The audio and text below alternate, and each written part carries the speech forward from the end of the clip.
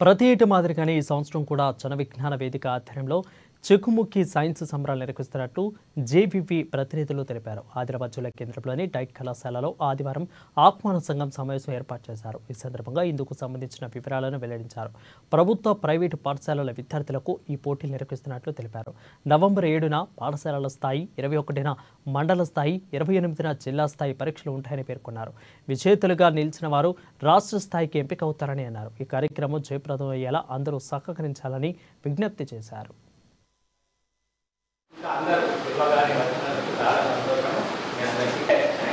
ప్రతి సంవత్సరం జరిగేదే స్కూల్ లెవెల్, మండల్ లెవెల్, దాన్ని రిపీట్ చేయాల్సిన అవసరం లేదు. నవంబర్లో వాళ్ళు అందరూ రాస్తారు. మనం ఒక్కొక్కరిని సెలెక్ట్ చేస్తాము. ముగ్గురు. ఈ జన విజ్ఞాన వేదిక గత 32 సంవత్సరాలుగా రాష్ట్ర వ్యాప్తంగా 8, 9, 10 చదువుతున్నటువంటి ప్రభుత్వ పాఠశాలలో, ప్రైవేట్ పాఠశాలలో చదువుతున్న విద్యార్థులందరికీ కూడా చెక్కుముక్కి సైన్స్ సంబరాలు అన్న పేరు మీద ఒక సైన్స్ ఫెస్టివల్ నిర్వహిస్తోంది. ఇది మొత్తం 4 దశల్లో జరుగుతుంది. స్కూలు, మండలం, జిల్లా మరియు చివరిగా రాష్ట్ర స్థాయి. దీనికి సంబంధించిన షెడ్యూల్ ఈ 2024 సంవత్సరంలో నవంబర్ 7వ తారీఖు ప్రఖ్యాత భారత శాస్త్రవేత్త, తొలి నోబెల్ బహుమతి గ్రహీత భారతీయులు అయినటువంటి సివి రామన్ గారి పుట్టినరోజు నవంబర్ 7 సందర్భంగా పాఠశాల స్థాయి నవంబర్ 7 ఉంటుంది. అదేవిధంగా నవంబర్ 21న మండల స్థాయి పరీక్ష, నవంబర్ 28న జిల్లా స్థాయి పరీక్ష ఉంటుంది.